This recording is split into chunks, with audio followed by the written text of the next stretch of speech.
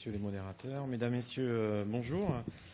Je tiens tout d'abord à remercier le comité scientifique de la SRLF pour son invitation à venir discuter avec vous de la mesure du débit cardiaque par l'analyse du contour de l'onde de pouls avec le versant intérêt et limite pour le clinicien. Alors voici mes liens d'intérêt. Durant les 20 prochaines minutes, on va discuter d'abord, faut-il mesurer le débit cardiaque, que ce soit par l'analyse de contour de l'onde de pouls ou pas, mais y a-t-il un intérêt à monitorer ce débit cardiaque? Quels sont les dispositifs disponibles aujourd'hui pour mesurer ce débit cardiaque et quelles en sont les limites et les intérêts, particulièrement pour l'analyse de contour de l'onde de pouls?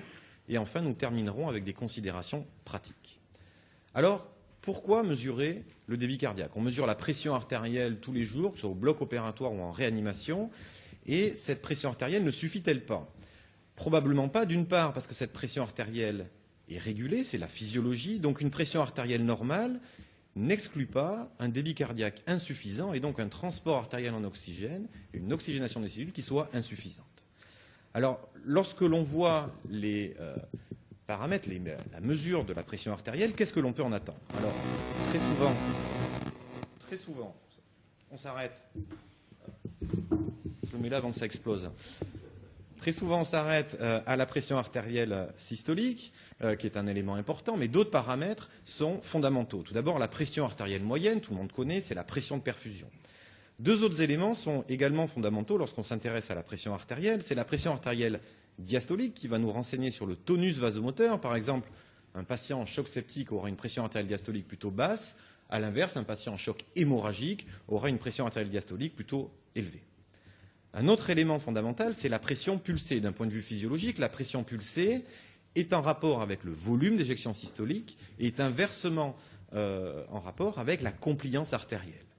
Donc, on peut faire ce raccourci qui n'est pas tout à fait juste, mais en tout cas, la pression pulsée peut nous renseigner sur le volume d'éjection systolique et c'est ce que l'on entend tous les jours au lit du patient. Je suis inquiet, mon patient a une pression pincée, ça veut dire quoi? Eh bien que la pression pulsée est basse et donc que son volume d'éjection systolique est bas. Donc à la question, la mesure de la pression artérielle est-elle suffisante? Probablement pas. Les variations de pression artérielle reflètent-elles les variations de débit cardiaque? C'est-à-dire, en gros, lorsque je fais une manœuvre thérapeutique, que ce soit un remplissage vasculaire ou lorsque j'administre des vasopresseurs, est-ce que lorsque je regarde mes variations de pression artérielle, ça va me renseigner sur les variations de débit cardiaque? Dans ce travail de Xavier Monet, publié en 2011 sur un gros collectif de patients, eh bien, il a mis clairement en évidence que les variations de pression pulsée que l'on voit ici et les variations de débit cardiaque lors d'un remplissage vasculaire étaient modérément corrélées. Lorsqu'on s'intéresse à l'introduction ou à l'augmentation de noradrénaline, eh bien là, la corrélation est extrêmement faible et en aucun cas, les variations de pression pulsée vont nous renseigner sur les variations de débit cardiaque. Une autre étude publiée par Yannick Lemanac en 2013, c'est au bloc opératoire, c'est du remplissage vasculaire sur plus de 400 patients. Là aussi, les variations de pression, qu'elles soient systoliques, diastoliques, moyennes ou pulsées, ne vont pas nous renseigner sur les variations de débit cardiaque induites par du remplissage vasculaire. Même type d'étude, même type de résultat, sauf que là c'est en réanimation. Pression artérielle moyenne et pression pulsée ne définissent pas les répondeurs et non-répondeurs au remplissage vasculaire. Donc pour répondre à la question, la pression artérielle est-elle suffisante? La réponse est non, il faut mesurer le débit cardiaque car ces variations de pression artérielle ne vont pas refléter les variations de débit cardiaque. Et d'ailleurs, c'est une recommandation qui a été publiée en 2007. Il est suggéré de monitorer le débit cardiaque chez les patients en état de choc. Donc le premier élément qui pousse à monitorer le débit cardiaque, c'est 1, la pression artérielle n'est pas suffisante, et 2, c'est le concept d'optimisation hémodynamique périopératoire. C'est un concept qui vise en fait à maximaliser le transport artériel en oxygène durant la période périopératoire et on voit que les déterminants de ce transport artériel sont essentiellement le débit cardiaque mais également l'hémoglobine et les paramètres d'oxygénation. La plupart des études visent à maximaliser le débit cardiaque, soit en utilisant des inotropes dans les anciennes études, des vasopresseurs, mais essentiellement les études les plus récentes visent à maximaliser le débit cardiaque grâce à un remplissage vasculaire, et ça c'est le concept d'optimisation hémodynamique périopératoire. Qu'est-ce que l'on va faire? Eh bien, on va monitorer le volume d'éjection systolique au bloc opératoire et on va faire des bolus de 200 ml. On va remplir au fur et à mesure en monitorant le volume d'éjection systolique jusqu'à où? Eh bien, jusqu'à arriver à notre objectif qui est le début de la zone de précharge indépendante. Ça nous permet en fait de maximaliser notre débit cardiaque, notre volume d'éjection systolique par du remplissage vasculaire et de s'arrêter avant d'être dans la surcharge. Ce concept d'optimisation hémodynamique périopératoire, pourquoi je vous en parle? Eh bien parce que cette stratégie, qui paraît relativement simple, a un niveau de preuve qui est élevé. Plusieurs méta-analyses ont été publiées. Ce type d'attitude permet de diminuer l'insuffisance rénale aiguë post-opératoire, les complications gastro-intestinales post-opératoires, les infections et également et surtout la morbidité et la mortalité périopératoire dans cette méta-analyse d'Hamilton en 2011. Et d'ailleurs, la Société française d'anesthésie-réanimation a mis en première recommandation de cette RFE qui est sortie en 2013, dirigée par le professeur Vallée, que chez les patients chirurgicaux considérés à haut risque, il est recommandé de titrer le remplissage vasculaire péropératoire en se guidant sur une mesure du volume d'éjection systolique. Donc à la réponse, pourquoi mesurer le débit cardiaque? Eh bien parce que la pression artérielle ne suffit pas, parce que c'est recommandé dans les états de choc, et également parce que c'est recommandé au bloc opératoire en cas de patients à risque, dans le cadre d'une optimisation hémodynamique périopératoire. Alors quels sont les dispositifs disponibles? On va aller très vite, ça a été vu tout à l'heure, mais on va simplement essayer déjà de définir un dispositif idéal.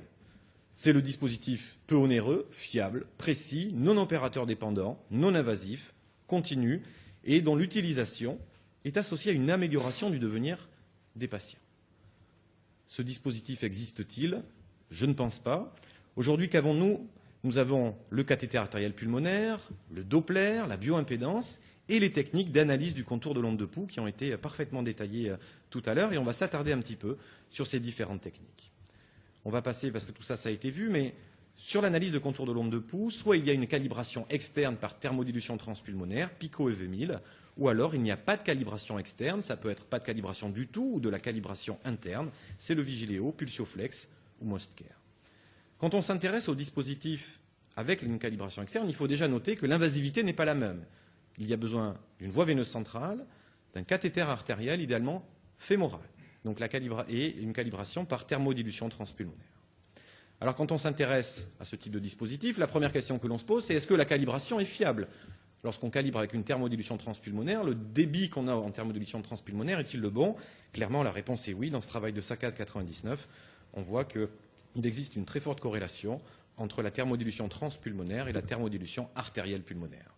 Deuxième question, une fois que le dispositif est calibré, qu'en est-il de la mesure battement par battement de ce débit cardiaque? Il y a un premier papier de 2002 qui tend à dire qu'effectivement, l'analyse battement à battement présente une bonne concordance entre donc le contour de l'onde de pouls et la thermodilution artérielle pulmonaire. Mais un élément fondamental avec ces dispositifs, c'est qu'il va falloir faire une recalibration fréquente. Et c'est dans ce travail de l'équipe de Xavier Monet et Jean-Louis Teboul, publié en 2008, nous dit bien que cette analyse battement par battement est fiable si on recalibre très fréquemment et surtout si on recalibre après toute modification thérapeutique et particulièrement lorsque l'on introduit ou lorsqu'on augmente des amines. En gros, lorsque l'on va modifier la compliance artérielle. Donc pour résumer, mesure du débit cardiaque très fiable, précise, nécessité de recalibration fréquente. Il ne faut pas oublier que ce type de dispositif, ce ne sont pas que des moniteurs de débit cardiaque, ils apportent beaucoup d'autres informations qui ont été détaillées tout à l'heure, que ce soit de la SCVO2 par exemple, mais aussi de l'eau pulmonaire extravasculaire, la perméabilité pulmonaire, l'IFC, etc., etc. Les autres dispositifs, donc sans calibration externe, nécessitent, eux, uniquement un cathéter artériel qui peut être radial. Ça peut être fémoral, mais un cathéter artériel radial suffit. Il n'y a pas besoin d'accès veineux central. Et comme ça a été un petit peu dit tout à l'heure, on ne mesure pas le débit cardiaque. On va en fait l'estimer. C'est une estimation du débit cardiaque. Alors quand on s'intéresse à ce type de dispositif, on peut se poser trois questions à mon sens. La première, c'est la valeur absolue du débit cardiaque est-elle fiable? Et deuxième, c'est les variations du débit cardiaque induites par des thérapeutiques telles que le remplissage, les vasopresseurs, le positionnement ou la PEP sont-elles fiables? Et enfin, est-ce que ces dispositifs peuvent nous aider à prédire la réponse à l'expansion volémique? Alors, pour la première question, la valeur absolue du débit cardiaque est-elle fiable? Voici un travail que l'on a réalisé en 2008 chez des patients transplantés hépatiques qui, pour les child B ou les child C, présentent de grosses vasoplégies. Et une étude réalisée avec le FlowTrac, et on a comparé FlowTrac versus Swan. Et quand on voit sur ce schéma, ici vous avez le débit cardiaque obtenu par la Swan moins le débit cardiaque obtenu par le Vigiléo. Idéalement, on devrait être à 0, l'un devrait être égal à l'autre. Et lorsque l'on relie ceci aux résistances vasculaires systémiques, eh bien on s'aperçoit que lorsque les patients ont des résistances vasculaires systémiques normales ou élevées, eh bien la différence entre les deux, le biais, est faible et le pourcentage d'erreur est inférieur à 30%. A l'inverse, lorsque les patients sont un peu ou très vasoplégiques, eh bien nous avons une augmentation très très importante de ce biais avec un pourcentage d'erreur qui est supérieur à 30%. Et la conclusion de ce travail, c'était qu'il existe une mauvaise estimation du débit cardiaque en cas de résistance vasculaire basse. Alors depuis, l'algorithme a été modifié et dans un travail qui vient de l'équipe de Jean-Louis Vincent, publié en 2011, 58 patients septiques, donc vasoplégiques, ils ont retrouvé un pourcentage d'erreur quand ils comparaient la Swan au Vigiléo, un pourcentage d'erreur à la limite supérieure de la normale, et il semblerait, en utilisant le même type de graphe, que le débit cardiaque soit beaucoup moins influencé par les résistances vasculaires systémiques. Donc pour répondre à notre première question, la valeur absolue du débit cardiaque est-elle fiable? À mon sens, elle est clairement dépendante des résistances vasculaires systémiques. Mais est-ce vraiment important, avec ce type de dispositif, de connaître la valeur absolue du débit cardiaque? Est-ce que ça va tout changer si mon malade a 4 litres ou 4 litres 2 de débit cardiaque? Est-ce qu'il n'est pas plus intéressant de savoir si, lorsque je fais une manœuvre thérapeutique, mon débit cardiaque est modifié? Et c'est la deuxième question que l'on va se poser. Les variations du débit cardiaque sont-elles fiables?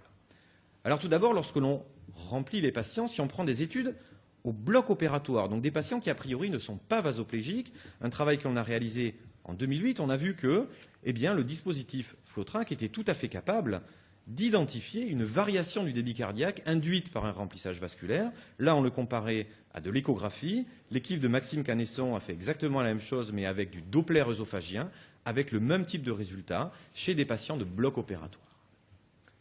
Toujours sur du remplissage vasculaire, mais en réanimation chez des patients vasoplégiques, Xavier Monet nous dit très clairement que, par contre, les techniques de pulse contour sans calibration ne peuvent pas identifier une variation du débit cardiaque induite par un remplissage vasculaire chez les patients vasoplégiques. On a vu le remplissage vasculaire. Qu'en est-il lorsque l'on introduit des vasopresseurs chez des patients?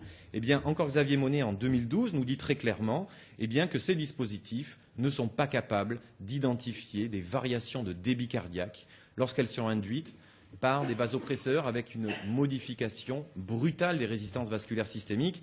Et avec la présentation que l'on a eue tout à l'heure, on comprend bien évidemment que lorsque l'on modifie la compliance vasculaire, les systèmes sans calibration vont être en défaut.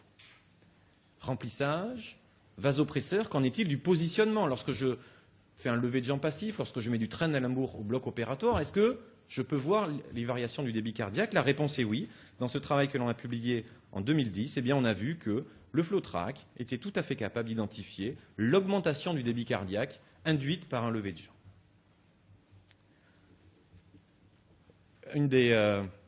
Un des effets secondaires de la pression expiratoire positive, qui est bien connu, c'est de faire baisser le débit cardiaque. Et bien là aussi, lorsque l'on introduit une PEP, le dispositif FlowTrac est tout à fait capable d'identifier des variations du débit cardiaque induites par cette pression expiratoire positive.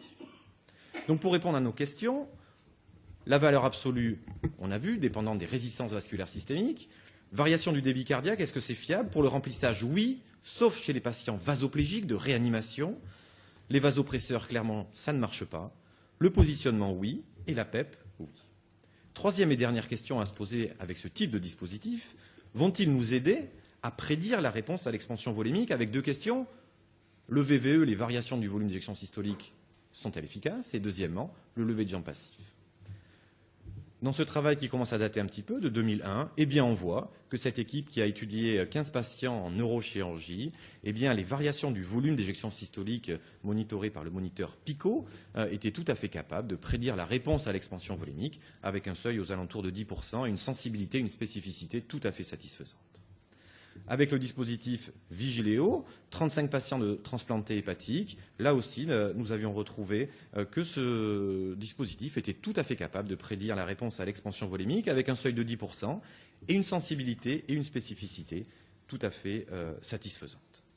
Un petit bémol malgré tout, c'est le dispositif PRAM, le Most Care. On a étudié le VVE obtenu par ce dispositif chez 35 patients de réanimation qui n'étaient pas spécialement vasoplégiques. Et nous avons retrouvé que l'air sous la courbe ROC, pour prédire la réponse à l'expansion volémique du VVE obtenu avec ce dispositif, était significativement inférieur par rapport au delta PP et que probablement l'algorithme de mesure du VVE de ce dispositif doit être amélioré avant d'être utilisé en pratique clinique. Qu'en est-il du lever de jambe passif? Eh bien, on a vu tout à l'heure que le FlowTrack pouvait effectivement identifier l'augmentation du débit cardiaque induite par un lever de jambe passif. Eh bien, cette augmentation du débit cardiaque induite par le lever de jambe passif, lorsqu'elle est supérieure à 16%, va permettre de prédire la réponse à l'expansion volémique avec une AUC de 0,92 et qui ne diffère pas de l'échographie qui, dans cette étude, était la référence. Donc, possibilité de prédire la réponse à l'expansion volémique, clairement, la réponse est oui, que ce soit avec le VVE ou avec le lever de jambe passif. Alors, pour essayer de synthétiser tous ces éléments, quelles sont les limites de ces dispositifs? La principale limite, c'est qu'on n'a pas une valeur absolue fiable. Il s'agit d'une estimation du débit cardiaque et ce qui va nous intéresser, c'est le trading, c'est les variations du débit cardiaque induites par une manœuvre thérapeutique.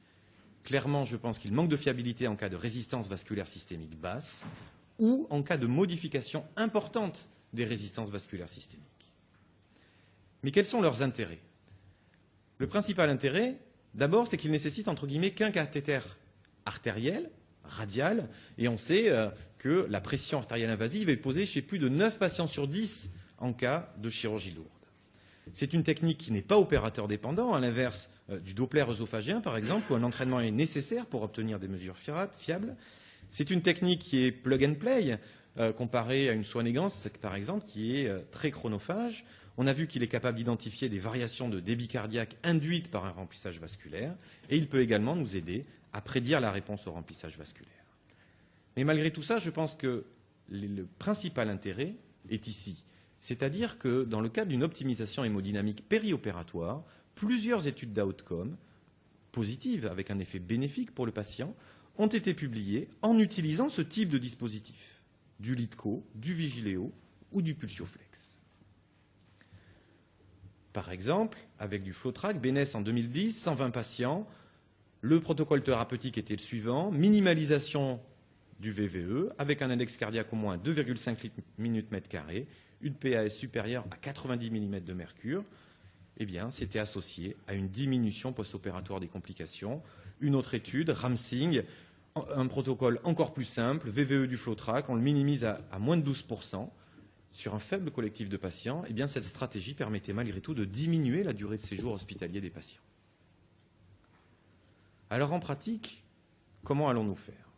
Eh bien, pour être extrêmement caricatural, on peut imaginer que ces dispositifs qui ont beaucoup de limites, on en a parlé, peuvent éventuellement avoir une place au bloc opératoire dans le cadre d'une optimisation hémodynamique où la stratégie va être essentiellement basée sur du remplissage et surtout l'arrêt du remplissage lorsqu'on est au sommet de la courbe de Frank Starling. Et on a vu que ces dispositifs étaient capables d'identifier ces variations de débit cardiaque, même si, encore une fois, la valeur absolue n'est pas la bonne.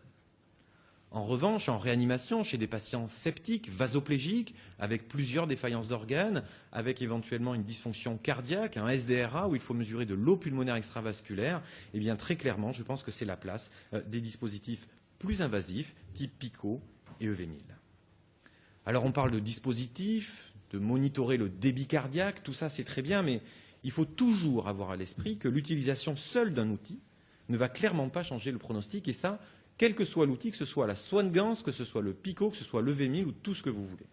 Et ce sont des auteurs très prestigieux, Mike Lipinski et Jean-Louis Vincent, qui, dans un éditorial en 2005, nous disent clairement qu'aucun appareil de surveillance ne va améliorer le devenir des patients, sauf s'il est couplé à un traitement spécifique.